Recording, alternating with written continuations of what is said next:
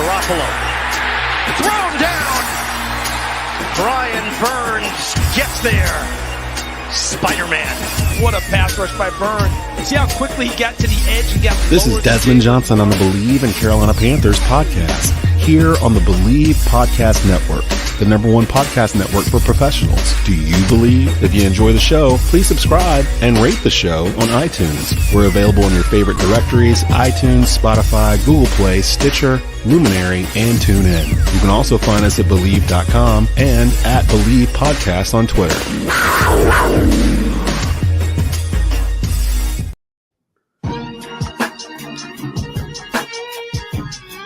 I've been waiting 6 weeks, 7 weeks. Finally used this music. Carolina Panthers. Your Carolina Panthers are no longer winless. 1-6 on the season. 15-13 winners over the Houston Texans and their rookie quarterback, CJ Stroud. I want to get everybody excited. It's Tuesday morning. It's Bleav in Panthers. What else would you expect? Desmond Johnson, Schuyler, Callihan, Jonathan Stewart in the house. Man, I'm so happy with this team right now. North Carolina. To help us feel a little better about ourselves. 15-13 winners on Sunday. At home, Hall of Honors, Julius Peppers, Moose Muhammad get in.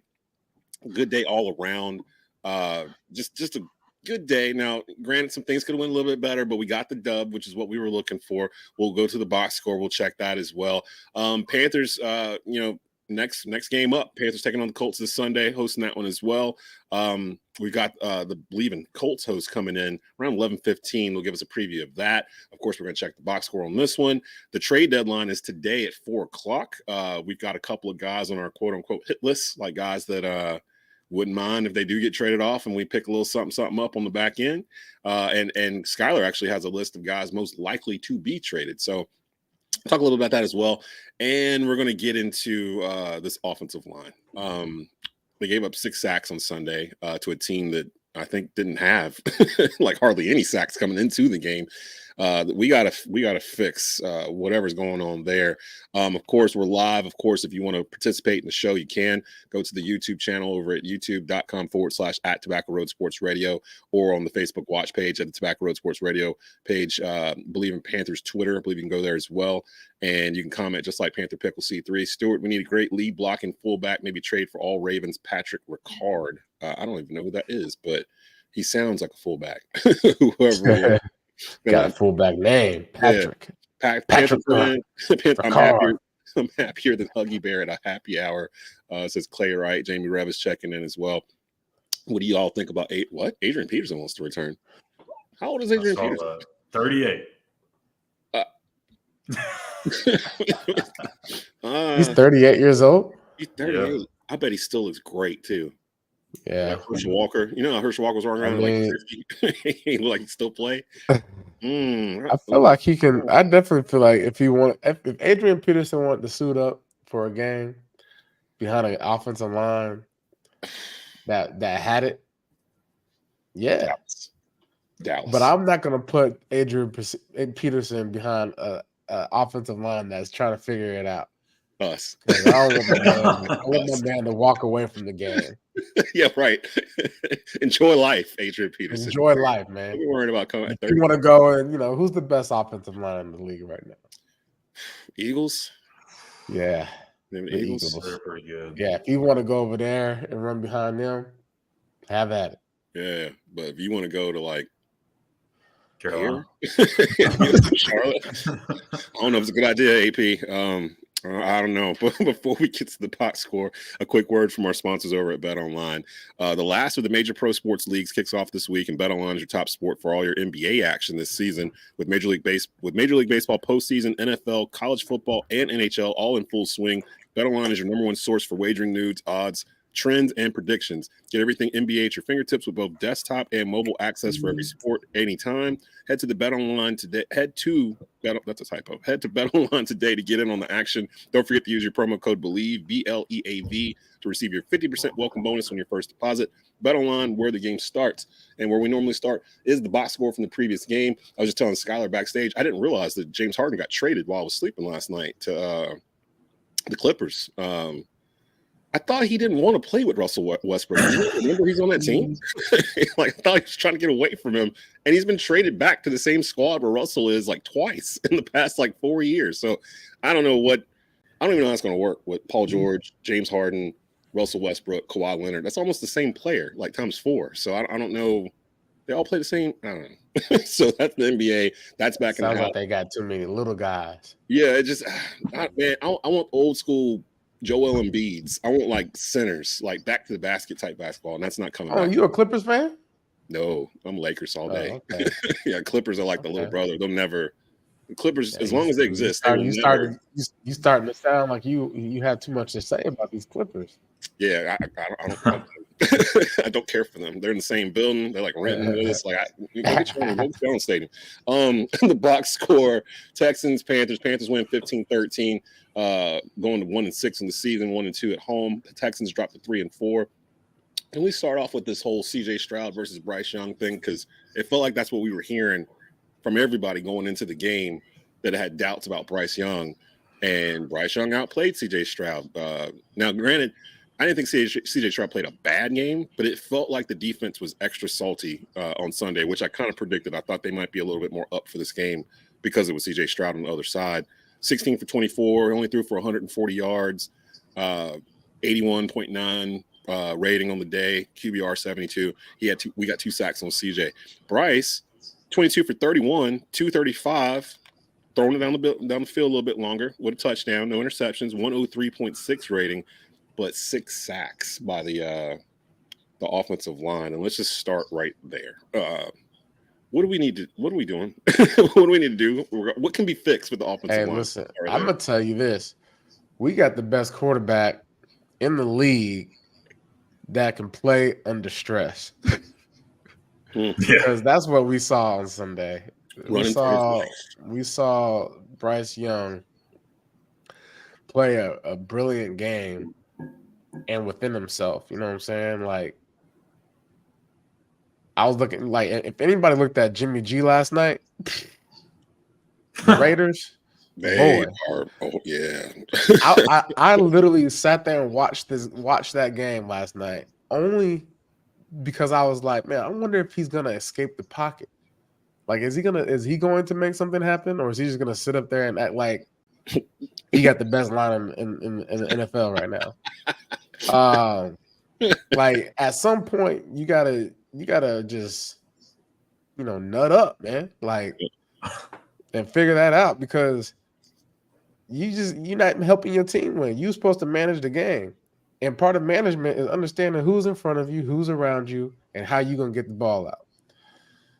Bryce Young is figuring that out, and he seems like a guy that leads, without pointing fingers and without accepting excuses. Mm-hmm. You know what I'm saying? Hey, we got to find a way. You find a way to win. And yesterday or Sunday, that was one of them games that you seen back in the day, them cardiac cats, where they found a way to win. Yep. You take that 6-minute drive, you stay with it.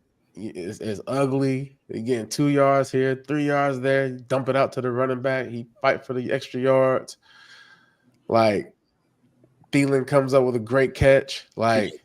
Yeah. Man, I mean, you got to have those dog versus dog interactions throughout some courses of the game, and that's what we saw with the Carolina Panthers.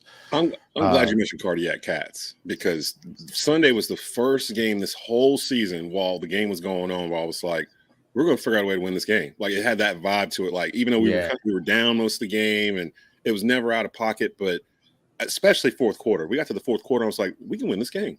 We're going to win this game. I don't know how exactly they're going to do it because they haven't been able to run the ball all day, but we're going to win this game. And when they needed to do it, when they got down the field, they made it happen. 2 things, though, with the offense. First, let's just start off with my guy here. Well, he's not my guy, but Ike Quantum. We may need to find a left tackle, move Ike to left guard. We could have did that when Brady Christensen was still active, and because he played left tackle in college. I think he was the highest rated left tackle coming out of college, and for whatever reason, Matt Rule moved him to left guard. Said his arms were too short or whatever that was from a couple years ago. But he can play both sides. And now you got a situation. Do you have a person, Schuyler? Is there a person on the roster that can play left tackle besides Icky? That's healthy, no. Yeah, so we're kind of stuck. And we can bag on Matt Rule, which I mean, people can have the right to do that, but I mean, James Campen played a factor into that too, and they could have made that switch like you said before the season. So obviously, this staff still sees Brady as the same thing as a guard. So, but I do think like when Icky came out of NC State, he had played a little bit of guard in college, and a lot of people around the NFL actually projected him to be better as a guard at this level than a tackle. And before you popped that comment up from the fan, I was actually going to mention that because, look, it doesn't matter if he's playing left tackle or left guard. You've got to find a way in the future to put your best 5 out there in front of Bryce Young. And if that's him moving to left guard and you finding another solution at left tackle, so be it. Who cares where you drafted him? If he's one of the best 5 guys out there, just find a way to get him in the best position. Yeah. Got to put the best. You got to get your players in the best position to win. And that's what coaching is all about, being able to dissect your players, understand the strengths and the weaknesses, and put them in the best position to win. He had a bad day on Sunday. He's had a few of them. He's been struggling, man. I mean, sophomore slumps are a real thing. You can add that into the mix that, he's got the pressure of protecting the number 1 quarterback drafted. There's a lot that can go into it, but there's no excuse. And I'm pretty sure, he's responding the best that he can. You know what I'm saying? He doesn't strike me as a guy that doesn't care. It's tough to play the offensive line positions, let alone left tackle. Yeah. The blind side in the NFL. And so against some dogs out there, right? So hopefully the coaching staff and Icky, just keep at it, man. Keep working. We've got to find a way to make things happen up front. Because right now, as you can see, we can win games. And one thing to keep in mind too, last year when he started to play good, that's when they went to that downhill running attack where they were just running the ball 40 times a game. Right. He struggled in the early parts of that season when they were that spread offense. And remember, we were like, what are you doing? You have Christian McCaffrey, you have Deontay Foreman, you have Chuba Hubbard, and you're not running the ball. And the offense struggled. He struggled. They went to that new identity with Steve Wilkes and Ben McAdoo, and he started to play better. So it's almost like he doesn't necessarily fit in a true spread offense at left tackle. He may do it well in a downhill attack. That's exactly what it feels like. That felt like he got drafted for one thing, but now it's like the rug's been pulled out from underneath him, and he's being asked to do things that he wasn't drafted for. But he's got new coaching staff, new coaching staff, new scheme for sure. Yep. The other one that we need to discuss on offense is the curious case of running back Miles Sanders. Miles Sanders. This is a great Stu question. What do you do? What do you do? Do you trade off Miles Sanders? And if you do, who's going to take him? Because we were the only ones to give him that contract in the first place. We kind of outbid ourselves to give him what we gave him. It was 4 years, $25 million, something like that. But he's a good running back. Like, I don't want to start us off saying he's a horrible running back or something like that. He's a good running back. He got that money for a reason. I just don't think he fits in what we're trying to do. And he's just not I think there's something called, growing. We've talked about this every week. When you have our situation, you're supposed to hit the reset button and you make do what you got. Because the truth of the matter is that you have a coaching staff that has their scheme and has their beliefs in how they run things, right? Offense, defense, special teams. And then you get, you're born into leadership roles with players that might not necessarily be the guys that fit your criteria. You know what I'm saying? So you look at the offensive line, like we just discussed. The depth there for the things that they want to do, running zone schemes, like you look at the defensive side of the ball, they played lights out. It sounds like they're starting to click. Right? It sounds like they're starting to understand, what's being asked of them in a 3-4 defense. You talk about OC changes, like not changes in the sense of guys getting fired or whatever, but from the head coach to now the true OC calling the plays, right? So, there's just a lot of elements when it comes to everyone's expectations from these players and why they've been brought here. You could say the same thing about the tight end, Hurst. Yeah. And, so going back to Sanders, he's not a bad running back. It's not like he's out there just willy-nilly like, oh, man, I'm just not talented anymore. No, this guy, if you've seen him play for the Philadelphia Eagles, you've seen the things that he can do, especially when it comes to getting him in space, right? Yeah. Now, let me ask you guys a question. Has there been a lot of space? No. Okay. Okay.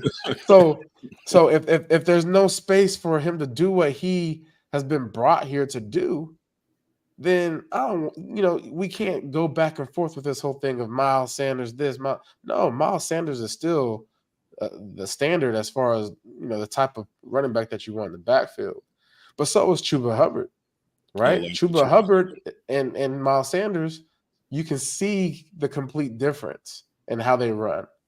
They both can do similar things, catch the ball in the backfield, break tackles, but Chuba Hubbard, he ticked a little different. The boy hit the hole. He running hard. Mm-hmm. And it's almost like he runs with a chip on his shoulder. And he's got better catching out of the backfield too, because that was catching out of the backfield. Yeah, absolutely. I mean, I think the first year everybody was saying he was struggling out of the backfield, but the way I see it now is just for the season that the Panthers are in right now, with depth issues and all, Chuba Hubbard is the answer. And then as things progress, you'll start seeing a mixture of both. What I would like to see is Raheem Blackshear. I've been saying it all along. He had a good day too. Like he don't got to play running back. Put him at slot. Do something. Make him be Chenault. Like have him in motion, doing all kind of stuff. Because the way he runs the ball, it's got a little dog in him. I don't know what type of dog you want to call it, but it's a dog. It's barking. So we need guys like that on offense that can really ignite things and get things going. Right. And if you look at Chuba's numbers from Sunday, it's not good either. So it's not like it's one guy clearly dominating. Chuba's played well, but I mean the run game as a whole, it can't get going without those big guys up front doing something. But I do want to point out though, because I know a lot of people are probably making it out to be like, oh my God, it's such a bad play by Chuba. When he got trucked in pass protection. Oh, yeah. And Bryce rolled out and hit Thielen downfield. It looks bad. Don't get me wrong. He got creamed. Okay, yeah. He got creamed. But the difference is in years past with Chuba, that guy would have ran right through him and stayed on his feet and got to the quarterback. What Chuba did there was if he was going down, he was bringing the defender down with him. That's a huge difference. If you're going to get creamed, you might as well let the guy come with you. Mm-hmm. And it bought Bryce enough time to get that ball down the field. I will say, I didn't think one of the things I was looking at in this game was would there be different types of plays being called than what we're used to? And I didn't catch that vibe at all. No. Sorry, they're doing like some kind of street cleaning or something outside right now. I will say that 6 minute drive, it seemed very focused. Yes, he looked more comfortable. I think like for everybody else, we were probably like, man, hurry up and get rid of the ball. Or why we run that? Why we run that again? We need to get downfield.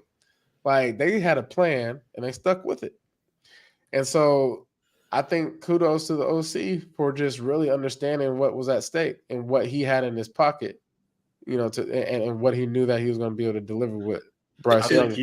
I think he knew that their best way to win that game is if they did what they did and just take up all the clock. Because if they gave the ball back to Houston, I mean, all they would need is a field goal. Yep. Yeah. Nickel and diamond. It felt like I did notice there was a little bit more pre-snap movement than what we've been seeing, which is what we've been asking for. Just give us a little more window dressing so that we have an idea of what's going on. But the base plays and stuff, pretty much what they've been running all year. And we haven't really had a problem with the playbook. It was more along the lines of execution and where is Bryce going with the ball. It felt like Bryce had more leniency to go downfield with it if he felt comfortable with it. There was a couple of times to Thielen. He had that 40-yard pass to Mingo that broke. He had some spots where he hadn't thrown it that far before, and he was doing it there. And I don't think that's necessarily because Thomas Brown was the offensive play caller. I just think that it felt like they had more time to really process what they were doing. And I did hear Frank Wright, somebody asked him the question in the postgame about, did you feel like you had more time to kind of devote to the other parts of the team and things like that? And he was like, yeah, he did feel like he had more time for time management and to find out what the defense is up to and special teams and that kind of stuff. So it feels like they're kind of figuring out everybody's roles and what they're supposed to do. And I can understand Frank Wright not wanting to give up play calling because that's what he does. Like, he's won a Super Bowl doing it. Like, I can understand him being reluctant to hand over the playbook for something like this. But then I also understand realizing that maybe you're doing too much and that let me back off a bit. Being a man and being able to say, you know what, this ain't working. Let's fix this. I'm part of the problem. Let's do this. Let's do that and try to find a solution. That feels like what they've been doing over the past couple of weeks. And you get a win to show for it. And a part of the schedule where, honestly, guys, we were looking at it, even when we did our predictions back in the preseason, this was the part of the schedule where we felt like Carolina could really start to rattle some wins together. And it's actually gotten a little better because we're not going to see Anthony Richardson on Sunday. He's out for the season. And I was more worried about him than Gardner Minshew. No offense to Gardner Minshew, but you're not Anthony Richardson, man. Like, he's a little bit different to guard. And then the next week is Chicago. I don't know if Justin Fields is playing or not. Doesn't he have like a hurt thumb or something like that? So he might not be playing either. So this was the little, and then you got Dallas. They're gonna have to stop Deontay Foreman though. If they put him on the field, like, Chicago is weird about playing him. Like, for some reason, that's a dude I wish they would trade to bring back because that would solve a lot of problems in the backfield here. We need that big power back. If you're not going to use him, trade him back or just trade him to us. Desmond. We need space. We need space. These offensive linemen don't know how to help. Okay. So don't bring anyone here. Experience. Don't let them come by here. This is actually, we were talking about this. Let's just let our guys figure it out because they've been here. They've been figuring out how to run behind the offensive line. The offensive line is gonna get better. So let's just hang off the running backs, man. Hang off them, man. They doing their thing, man. We had a Terrace Marshall sighting, caught a pass in this game. I didn't think they would suit him up. He was asking for a trade, but they got him out there like playing. It's the weirdest situation with him. The trade deadline's today at 4:00. We'll see if anybody comes knocking for that. But Miles Sanders and Hayden Hurst are the two names that first come to mind where I'm like, are they going to be on this roster tomorrow? I just don't know who would bite on Sanders. With Hurst, that's actually something you could probably flip and get a third or fourth out of. You know, he's a pretty dependable young tight end. We just can't figure out what to do with him. And Tommy Tremble is advanced. Like, he's gotten better from last year. Wow. He's taking some of his snaps. His space. I think if they had known that Tremble was going to take this leap, that they probably wouldn't have signed Hurst. They would have just let Tremble be the number one tight end and rolled that way and saved the money. But you got a couple of dudes to kind of watch later on the day to see what happens. I will say this, though, and Frank Wright and Bryce Young did great jobs not throwing Miles Sanders under the bus as much as they could.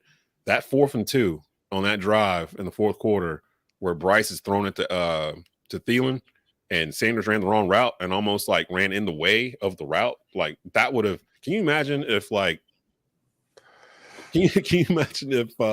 Young throws that pass, it looks perfect. Miles Sanders is running the wrong route. It hits him in the back or something. The drive is over. The game is over. Yeah. Houston takes it over on downs.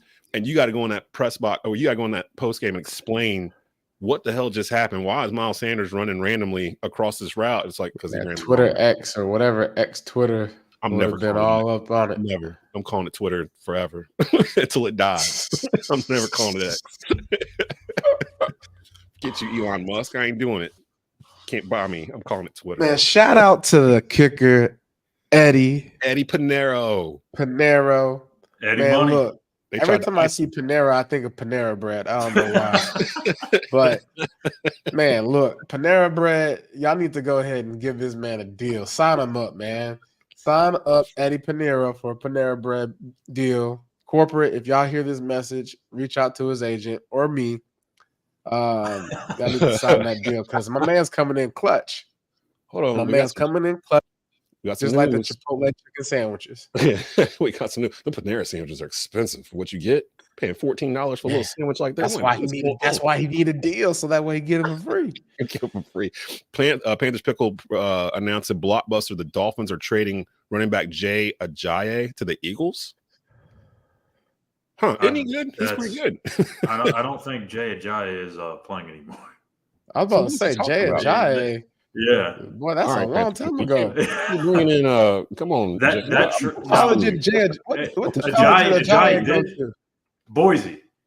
Boise, that's it, man. That's like 5 years ago, 6 years ago. And he did go for the Dolphins and Eagles. I'm gonna see what's happening. He did go for the Dolphins and Eagles, but that was a minute ago. Panther Pickle, you trying to throw us a pickle, ain't you? Yeah, see, that's why I don't trust the comments sometimes when it comes on trade deadline day, because people be throwing stuff in here and I don't know for sure if it's right until I click it. But I don't see. I think he's out of the league. I'm pretty sure he's out of the league. Yeah. So all right. Thanks, Panther Pickle. Well, I got ESPN up in case something pops off while we're still on the air this morning. And again, sticking around 11:15, the Bleav and Colts hosts Lawrence and Donald will be in to preview with us Panthers versus Colts for this upcoming Sunday. He's saying that's what M. Rappaport's saying, but I'll put up Twitter also, so we'll keep an eye on that. Oh wait, somebody's convincing it. Pickle, that trade happened in 2017. That boy yeah, got some bad news. All right, buddy. It's okay. There's a tweet about Frank Wright's last deadline move with the Eagles. So that was something that Frank Wright had something to do with when he was back in the Eagles 17. We get it together. We figured it out. Okay. So of course that's later on today. I was thinking about a couple of weeks ago when we were trying to figure out who's the best team in the NFL, who's the worst team in the NFL. Doesn't it feel like that's flipped completely on its head since we had that conversation? That was like 2 weeks ago, 3 weeks ago. I don't know, but y'all remember us talking about the Seattle Seahawks making it to the Super Bowl? We did. Well, I think we had them in the NFC Championship. Then I think we kind of talked ourselves into it. Yeah, I think we ended up pushing the Seahawks right now. They flying right now. They really are. I think they're leading the West. They're 5-2. Wow. I mean, you look at the Eagles, man. The Eagles is the best team in the league. Like experience, their offensive line is just amazing. Like you got Julio Jones catching touchdowns now. How in the world? I saw that too. I was like, why is Julio Jones on the Philadelphia Eagles? Like, because he's a robot. And then you got Brown, like just out here. AJ Brown just like really is making guys look like kids, like little bit of kids. Yep. You think the Raiders would trade Devontae to us for a half-eaten Bojangles dinner box? I think they value him a little bit more than that. We were asking off the air, would you trade Brian Burns for Devontae Adams?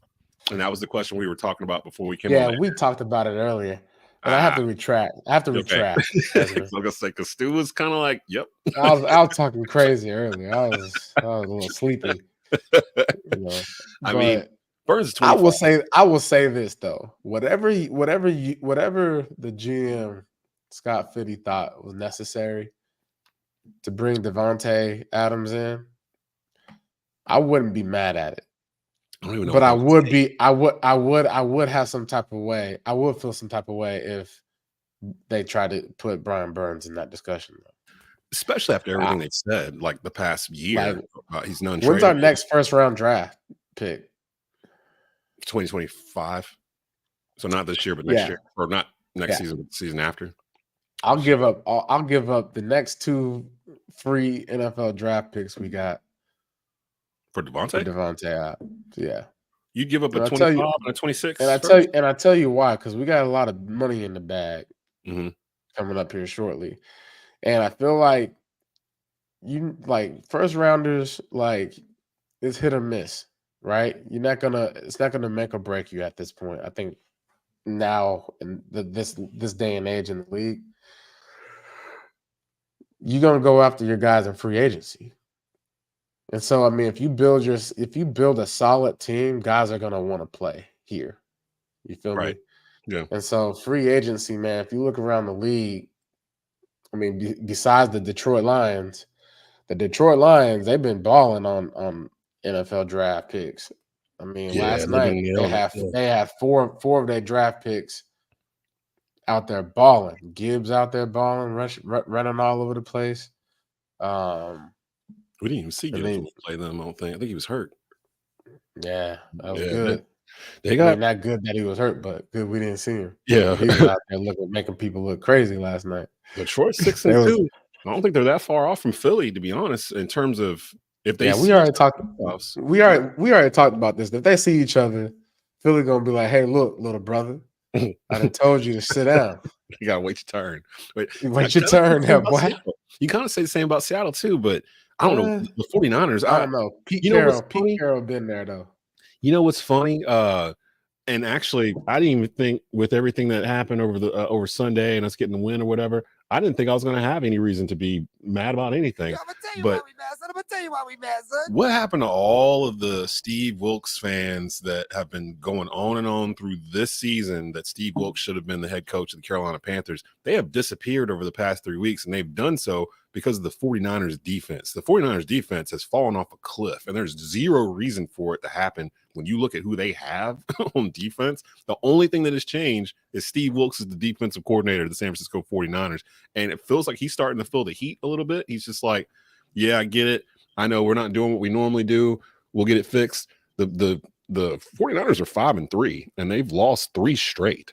And this was a team we were looking at as the best in the game like a month ago, and they've just kind of, I don't know, like Brock Purdy's kind of coming back to earth. I'm gonna tell you the problem is Brock Purdy. He's not. Yeah, I'm not talking down about this guy because I think he's a really good teammate. Solid quarterback, like smart. But I think we're starting to see the difference between elite and a good football player. Yep. Right. And so, especially at this level in time, like it's a quarterback-driven league, like we're seeing him not being able to take over games. Like Christian McCaffrey, shout out to him, MVP. He MVP candidate. Without him, ask y'all who your MVP candidates are. And without Christian McCaffrey, the 49ers are poo-poo. No offense, but they just not going to be that good. Word, really? Yeah, especially if Debo Samuel's hurt. Yeah, you kind of need them both, willing and dealing. You kind of need Debo and CMC out there to make this thing go the way. But if you had a solid quarterback that was out there really like, okay, let me take the game over. He's making everybody else better around him. Yeah. Okay. Christian McCaffrey makes everybody else better around him. Was he like he's a running back in a row? And a slot player and an offensive lineman. He's doing it all. What'd you say? So isn't he like at 17 games in a row with a touchdown or something like that? It's like some record. Yeah, man.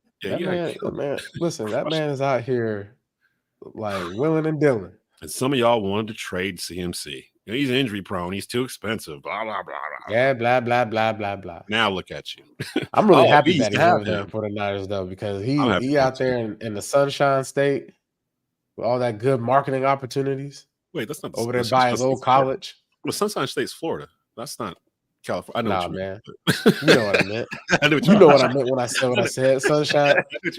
Sunshine in the state of California. There it is. The golden. What's the golden? The Golden Gate Bridge state.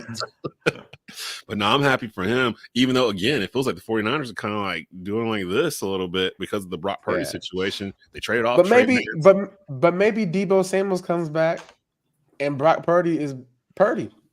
Maybe. Right? But again, maybe that's the missing element. Maybe that's the missing element.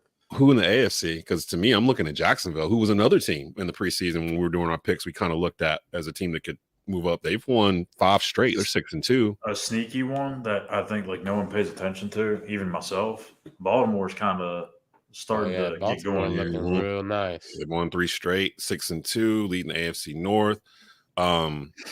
Pittsburgh's got some issues on offense still. So I don't know how long Tomlin wins. I think what they need to do. Who's the running back? What's his name? For Najee Harris. Oh, for the Steelers. What'd you say? For the Steelers. Harris. Yeah, it's Harris. Yeah, Steelers. Yeah. Yeah, they need to figure that situation out. They need to. That's a situation where you need to give it to the guy that's the second string. I don't know his name. Oh, Jalen Warren. Yeah. Yeah, the way he's running the ball. I saw one game a couple weeks ago. I was like, oh, that's a complete way different running back than what I just seen in Harris. Yep.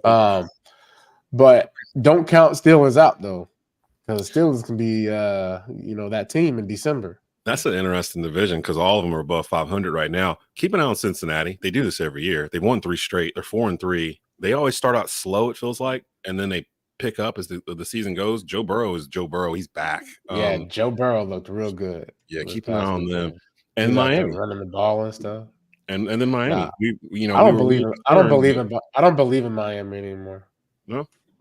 What changed? Do you believe? Because I don't have to believe in them. So I just it's your I don't believe in them. I don't believe in them, and that's it. I just don't care. It might just be all offense. That's all, It's all offense. You win these games with defense. And that's another one. That's another one for MVP. You talking about CMC? Tyreek Hill. Tyreek Hill is over 1,000 yards after week 6 or whatever, 7. Or they've played 8 games. He's already over 1,000 yards. I think it's like a record or something like that.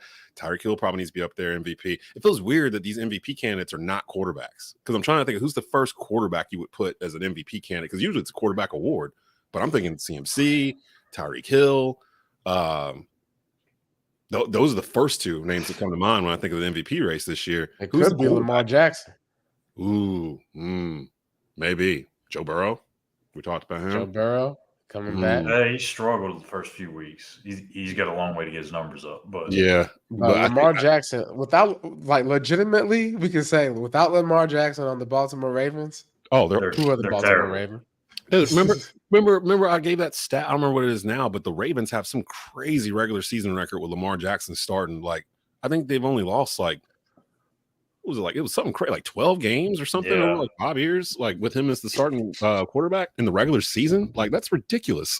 And it's still going on. They're 6-2 right now. So there's some guys that have played in the league for like years, like 10 years, and they played for the Cleveland Browns. And they've never won 12 games. You're starting to see that frustration too. Some of these dudes are speaking out. They're like, who was the dude from Denver? He was like, I've been here my whole career. We've never had a winning season. I'm tired of this. And then he just started cursing. Like, he just forgot where he was. Yeah. He's just like, tired. Beep, beep, beep. Oh, shout out to the Denver Broncos. I still don't like them though. Wait, hold on. I still don't like them though. But shout out, man. Russell Wilson is out there. Like willing and dealing. Yet again. They won 2 straight. Jesus is looking down on him.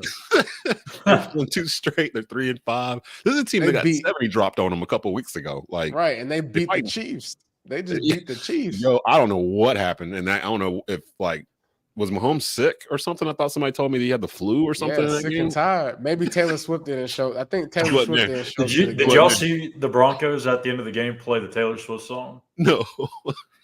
They were playing "Shake It Off" after the "Shake It Off." That's my song right there too. I like that song. Oh my gosh! So she wasn't there. And then the Chiefs lose, so she might have to start popping up at these Chiefs games because they've won everyone she's been at. So they might be paying. Have we ever figured out if they're actually dating, or is this like we don't know? We have no idea. Nobody knows. Like, I don't know if they know. Like, you know what I mean? Like, are we dating? Like, they had that conversation yet? Like, are we going steady, or are we just like going to get something to eat? And nah, man, they're best. They're best friends. They're just trying to get more publicity for each other. That's all. I told y'all, it's going to be a big, huge Capital One commercial when it's all said and done. Like, it's going to be a couple weeks from now. They're going to be walking out the locker room. They're going to turn on the camera and be like, "What's in your wallet?" And everybody's like, "Oh, they got us." They've been doing this for like 2 months. Capital One, we didn't even figure it out. Are the Chiefs playing in London? Are they? No. I don't even know who they got next. The It'd be Chiefs. interesting to see if Taylor Swift got a overseas tour or something like that. She has it on pause or something right now, but I think it's about to start again. They're playing the Dolphins next. I think they're on their bye because it's November 5th. That is, they are. It's 9:30 a.m. on NFL Network. So that's Dolphins Chiefs Sunday morning. Wow. That's actually I gotta get up early Sunday because that's a game I'd actually want to watch. Someone in the comments said Germany, I think. Germany, that's right. Yeah, because they're doing it I think they're doing one later in the year in Mexico too, or something like that. So NFL spanning their horizons. Let me I just realized they're playing in Germany. Yeah. It's a Sunday, Wow. 9:30 a.m. So Chiefs and Dolphins. So Panthers taking on the Colts this Sunday at 1:00. We've got Lawrence Owen and Donald Thomas in the house. They are the co-hosts of the Bleav and Colts podcast. You can find here on the Bleav podcast networks. One of the few, I think we're one of the only ones where we've got a pod for all 32 teams, and each squad has a former player attached to it. Welcome, guys. What's going on? How y'all doing? Good. How you doing? Good. Doing good. Doing a lot better than we had been. Finally got off the schneid. Finally got a win over CJ Stroud and the Houston Texans this past Sunday. And I wanted to start bringing in the Colts and other hosts from Bleav to help us preview these games going forward and just kind of get a vibe from you guys on how you're feeling about your teams and the league itself. I'll open it up with the same question I opened up with the Bleav and Texans guys last week. What's the number one thing for both of you right now with the Colts that you dislike? Go ahead. So I'll go first. The main thing for me is the turnover battle that we keep losing. It honestly, it kills us. It doesn't give us a chance to win football games. And we all know up here, if you lose the turnover battle, you lose games. And, we haven't been consistent with winning the turnover battle as of late. I mean, granted, every team, here and there is going to have turnovers, but you want to try to cut them down as much as you can. And we're good for a pick or two a game, and it kills us in the long run because we compete, but then the turnovers just kill us to the point where it doesn't give us a chance in the end to pull a victory off. Sounds good so far, Donald. Lawrence, what's the one thing that I was big on last week was the big turnover battle, but right now. And I can't really blame the team because it's been injuries and stuff like that and, suspensions and things. But right now, the pass defense is just not doing well at all. I mean, we're running with practice squad and special teamers, guys off the streets. We're having issues keeping cornerbacks out there. And that's proving to be a problem right now. And unless Ballard can find a way, or Gus Bradley find a way to get things. My opinion, Gus Bradley being a heavy zone guy, when you got inexperienced people sitting in the defensive back room, the easiest way to let them play their best is run man coverage. I mean, every corner comes out of the college knowing how to play man coverage, right? And that's what they do best, and it takes time to really get into the zone coverage thing that Gus really, really likes. And man, when you're running guys that just don't ever get snaps, you got 7th round picks, rookies, you got practice squad guys, you got special teamers out here trying to play, that hasn't even had snaps in the NFL. You're going to have busted coverages all the time. And, when you're playing zone. So I'm not really fond of the man coverage in the current situation that the Colts find themselves in the pass defense. Lawrence Owen and Donald Thomas joining us here, Bleav and Colts hosts here previewing Colts versus Panthers 1 p.m. kickoff. I believe it's on Fox this Sunday. One question from the gallery, and guys, we got limited time, but if you have questions you want to give Donald and Lawrence while we're on live, put them in the comment section here. We'll try to get to them. Willie Smith asked, I think it's a great question. Colts fans, what are your views on Frank Reich, your former coach? Go ahead, man. So I think Frank Reich is a good coach. Personally, I think that he just has to be in the right situation fortunately, he really wasn't given a chance when he was here in Indianapolis with, the quarterback carousel that he was, he really didn't have a lot of control over, who they were signing, the Carson Wentz deal. We can talk about it. But at the end of the day, I think Frank, he does a good job of grasping the locker room from what I heard from the guys that played for him. He's been put in another tough situation going down to Carolina and having a rookie quarterback and trying to make that thing work.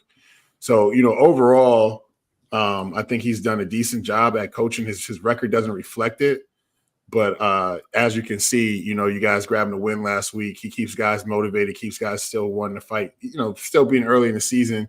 You just got to give him a chance. I just think he hasn't gotten a fair shake, really, to get a competitive team that's going to compete week in and week out. Guys, I'll let you guys open it up. Any questions for the Bleav in Well, Colts? I'll kind of go off that first before we go into my other question, because that one just kind of came up.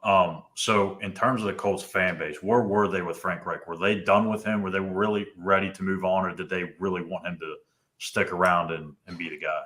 Yeah, they, for the most part, I think, especially about midway through the season, there was a lot of questions on why people were getting terminated that, had no real impact on the game, right? Like the offensive coordinator was gone. And we're like, wait a minute now. Frank Reich's the one making the play calls here.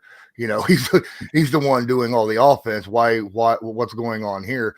And that sat wrong with the Colts fan base. They didn't feel like there was accountability with Frank Reich.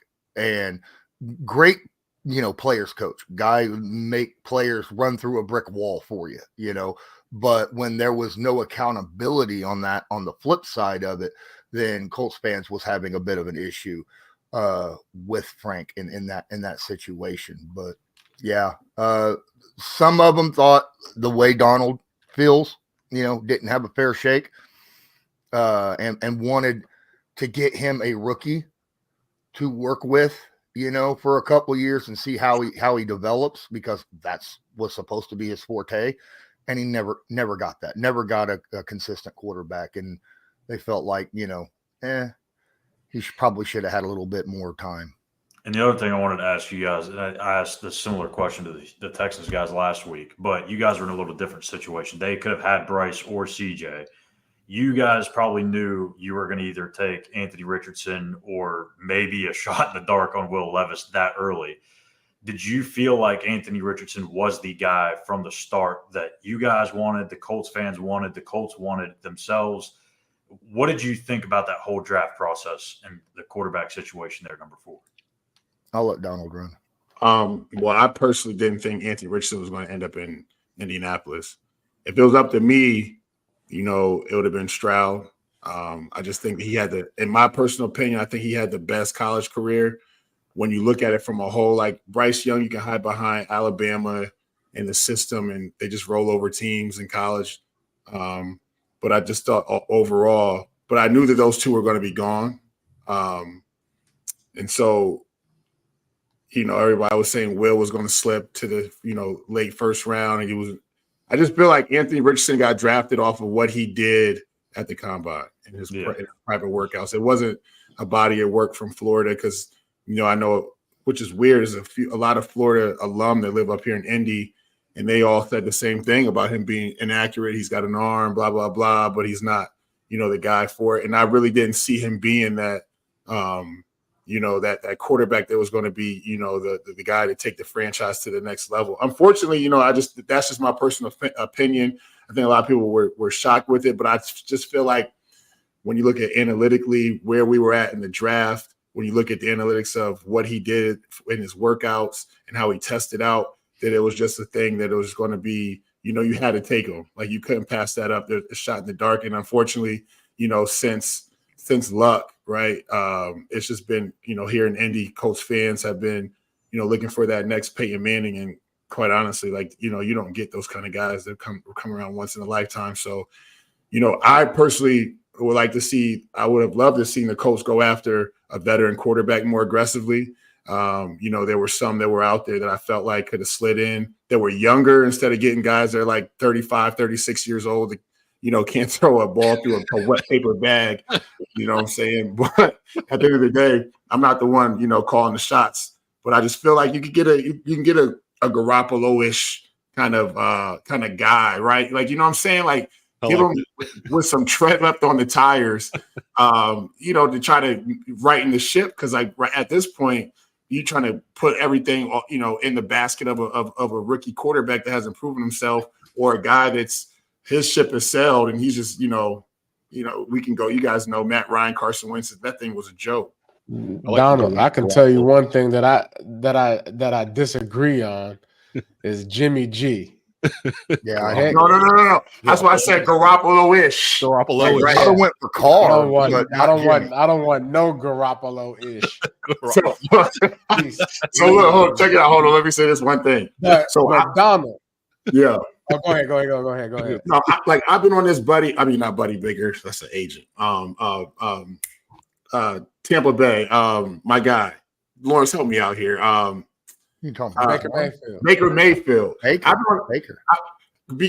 Jonathan, and hear me out on this, right? Because, like, you know, if you're playing for a team, right, and you know, you guys need a quarterback, and you're like, listen, a rookie quarterback ain't gonna get it done. Like, we know what we need right now. We got veteran receivers. We need someone that's going to lead this team. Like, and we don't have leaders on the team. Like, let's give me somebody seasoned that's done a little something in their career. Like, there's got at least 5 or 6 years left that can really kind of like have us like middle of the road, and we have other guys to pick up the slack and make plays. You know what I'm saying? Like, that's why I say Garoppolo.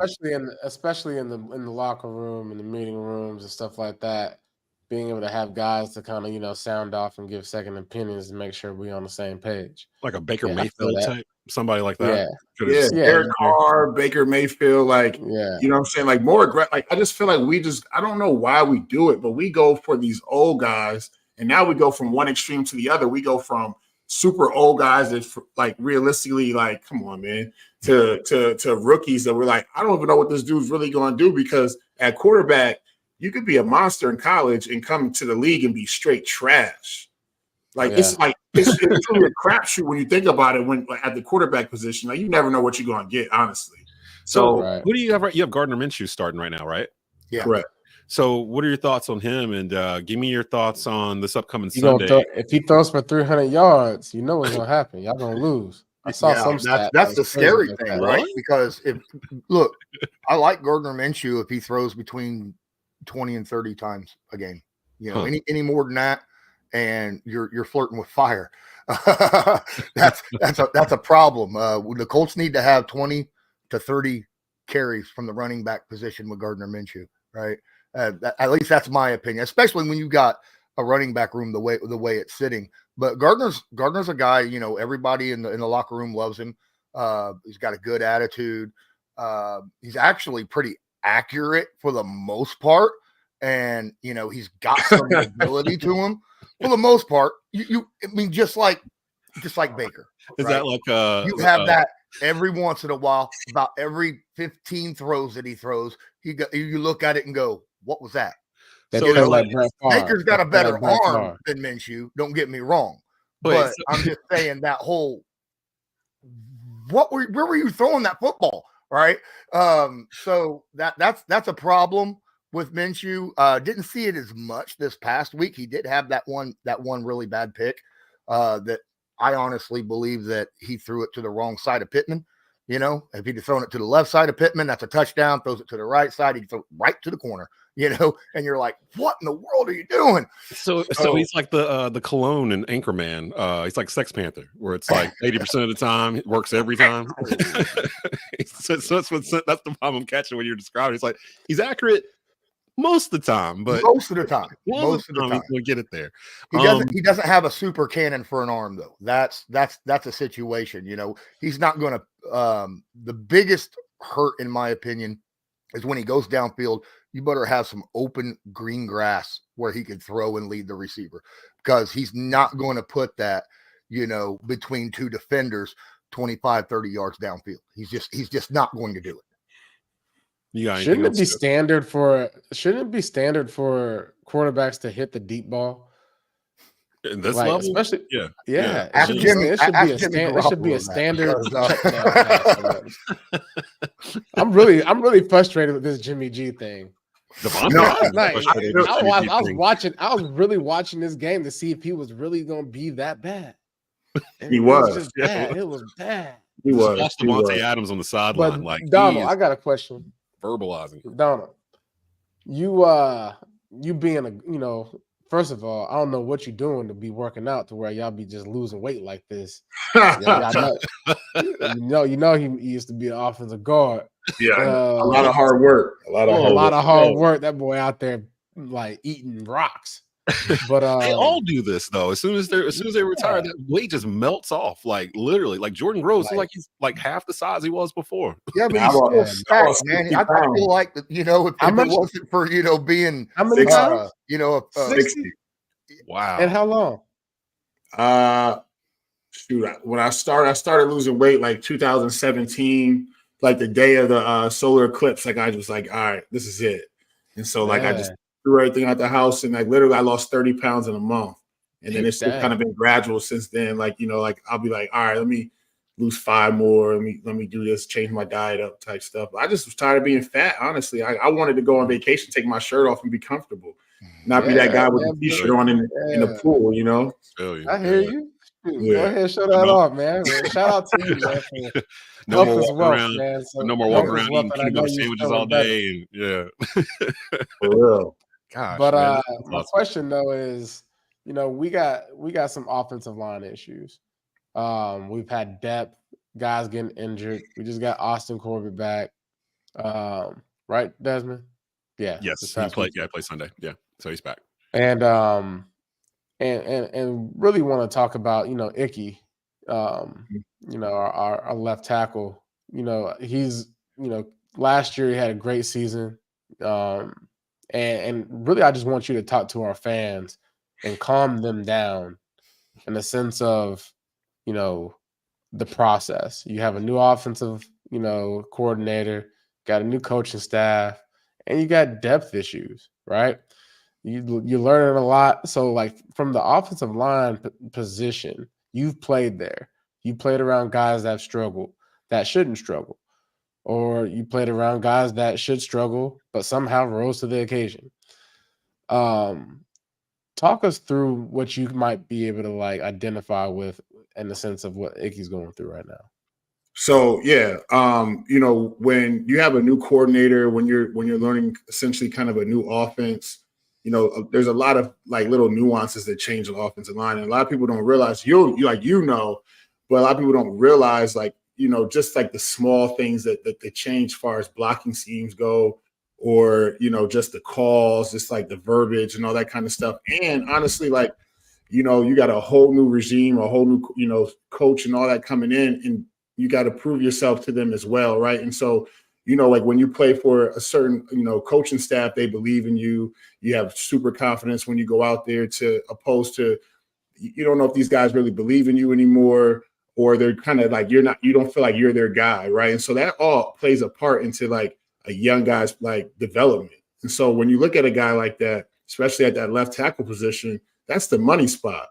Like if you're not on every game, like you're dealing with like the number one pass rusher over there. Like, what I'm saying? So that within itself is one thing. But one thing that I learned is that guys that I saw, including myself, that would progress from season to season were the guys that really worked in the offseason. Now I don't know what his workout regime is like in the offseason, but it's a constant progression, especially at offensive line. Any position, at that, you have to work on your craft for sure. And when you have success one year, you already know guys are studying how to beat you. You have to understand that.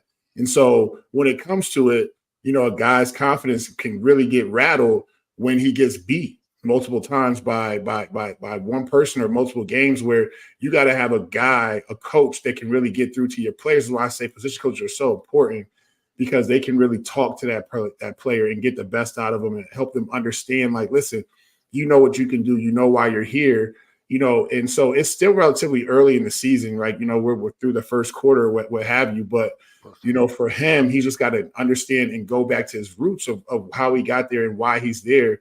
And also watch tape on these dudes, like watch tape on Trent Williams. I think Trent Williams is number one tackle in the league by far.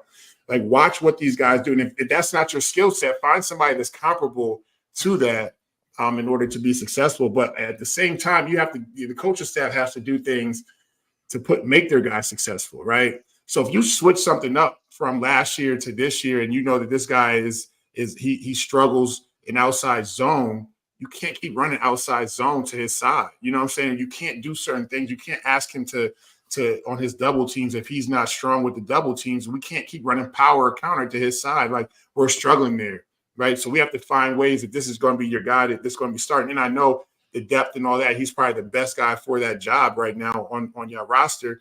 You have to, do things that make him successful as well. We got Lawrence and Donald Thomas in here, Bleav and Colts hosts on the Bleav Podcast Network. We're wrapping it up here. Let's get predictions on this game. Colts, Panthers, 1:00 p.m. Fox this Sunday. Panthers trying to move to 2-6 on the season and win their second in the row. Colts trying to stay afloat after losing their first-round draft pick, Anthony Richardson, earlier in the season, to injury. Guys, give me your predictions here. Let's start off with you, Lawrence. What do you think is going to happen in this game? Give me a score and an outcome. Well, I'm just glad Laviska Shenault is hurt. Now, I don't know if he'll still be out. What was Laviska's injury, Stu? Was it like a high ankle sprain or something like that? I haven't checked the injury report, and Schuyler had to go. He had a Sports Illustrated meeting he had to get to at 11:30, so he had to drop off. But I don't know if Chenault's going to be available. Raheem Blackshear kind of does some of the same things, and he's out there. So what's up with you having all these Jaguars guys at wide receiver? I don't understand this either, man. I mean, CJ who likes to tear our defense up every year too, man. And we thought we got rid of him, and oh no, we got to play him again this year. Look, and then you got Adam Thielen. How has Adam been this year for you guys? He is our number one wide receiver. I would hope so. 57 catches, 581 yards. Yep. 4 touchdowns. He's become the safety valve for Bryce Young that we thought the tight end was going to be, but it's really become Thielen. He kind of looks for him whenever he needs an outlet for something, and he was looking at him hard all day Sunday. I was wrong. That is not a 1:00 game. That is a 4:00 game on CBS. So I just gave all kinds of wrong information there. It's a 4:05 kickoff on CBS, and it is in Charlotte. So it is at Bank of America Stadium. But it's not a 1:00. It's 4:00, and it's not on Fox. It's on CBS. Donald, your thoughts? What's well, wait, Lawrence, did you pick? No, I didn't. I'm a little worried because look, our secondary is banged up bad, right? We got a bunch of, I talked about this earlier. It's decimated. Our secondary is, and we have not been able to get enough consistent pressure with our defensive tackle out for another 4 or 5 games. Well, that's good for us. Yeah, that's great. Yeah. So I mean, we're sitting with a backup at the 1 tech now.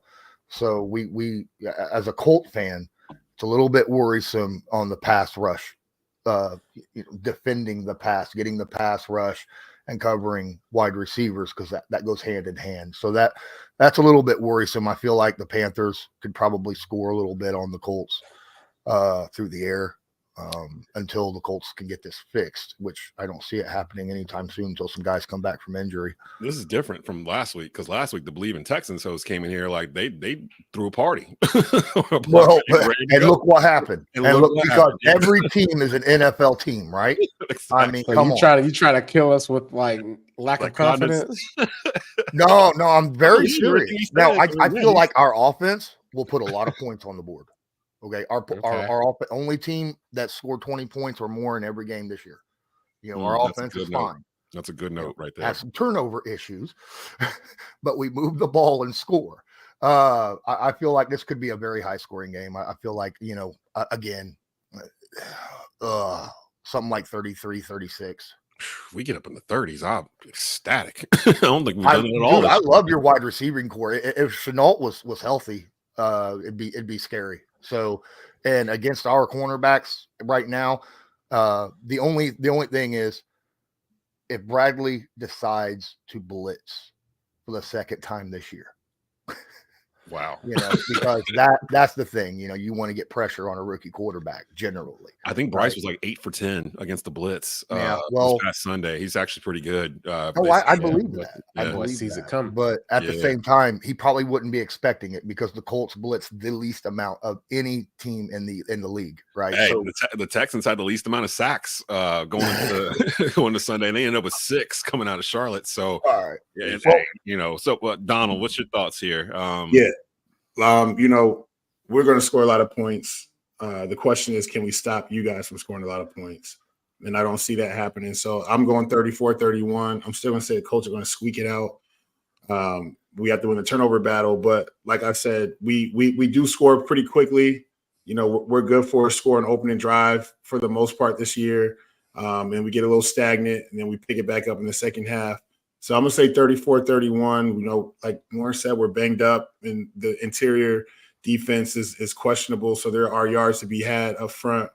If we just can take care of the football, which we really are not really good at, then but I'm going to say 34-31. Here's the thing. I just hope the Colts don't lose. I'm going to be completely honest with you guys. Like, you know what I'm saying? Like, I'm just being real with you. Like, I don't want to say, like, if we lose to, Carolina, I think they're going to go crazy out here. That's just, there's no disrespect to either. No, we know those vibes. No, we but know. You know what I'm saying? No, it's just like, we won in 6. You should be upset if you lose to us. You know what I mean? Though, like, so, but we are 1 and we not the worst 1-6 team. But the Colts will turn around. The Colts will turn around and like go toe to toe with like Kansas City or San Francisco or Philly, and then like. You know what I'm saying? And then play a 1-6 football team and play like they're 1-6. And it's up for grabs. And that's just our MO. So it's just like we're the better football team on paper. And when you look at us from a standpoint of how we've been playing this year, but there's no guarantee on how we're going to come out on Sunday. And that's just being real. All right. So Stu, I feel like we're being punked because I don't know. Because I don't know if I want to go look at our defensive depth chart, dude. You'll understand. I don't know. Last week the Saints toasted them boys, man. Number 22 was all over the place. The Saints are not. He had like 150 yards. Shaheen don't know if he a running back. Ridiculous amount. Don't even know if he a running back or a receiver with that number. Yeah, every running back that they had, every run was at least 7 yards. It was ridiculous. Look, they said everything I wanted to hear. Like I just didn't know they were going to say it. Like they literally. All right, no, we're going to do all over. Y'all points like different things. It's like we didn't. Hey, look, we didn't won our first game, and that was all the medicine we needed. Yeah. Okay, inject it into my veins. Do you believe? I am ready to go the distance. Listen, we are 2 games back in our division. I know. I don't care how bad this season has started off. We are 2 games back.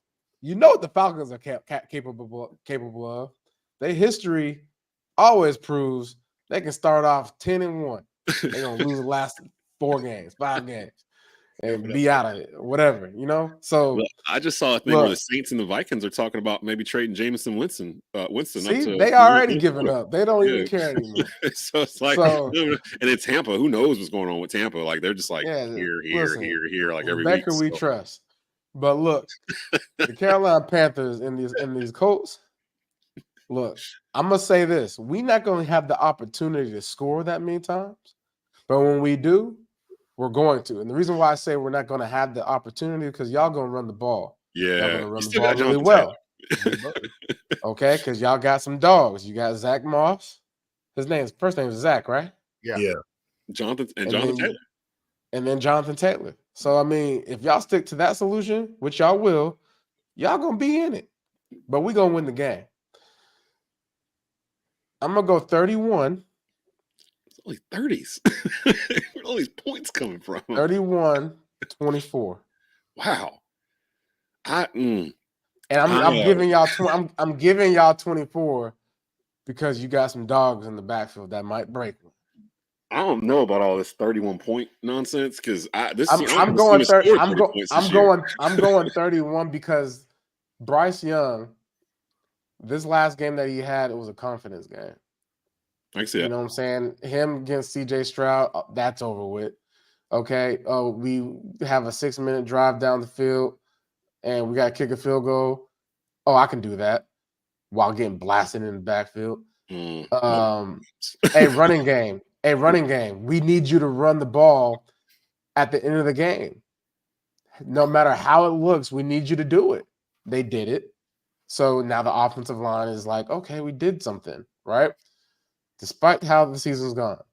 Oh, we got Austin quarterback, and it was his first game last week, and we won with him. Confidence builder. Defense getting healthy. Defense getting healthy. No, defense getting healthy, but defense been doing it with guys that just been stepping up. Yeah. Execution. Yeah. That's what they've been doing. They've been executing. All right. So some news in here. I feel pretty good about it. Montez Sweat just got traded to the Bears for a second-round pick. That's huge. That is really huge. What did the Bears get? That's it? A second-round pick? That was a former first-rounder coming out of is the fire sale on in D.C.? Because I know Sweat and Chase Young were kind of named bandied around. I'll give you a second for Chase, man. Yeah, come on over here, Chase. We'll throw that second up there, real quick because we got to get out of here.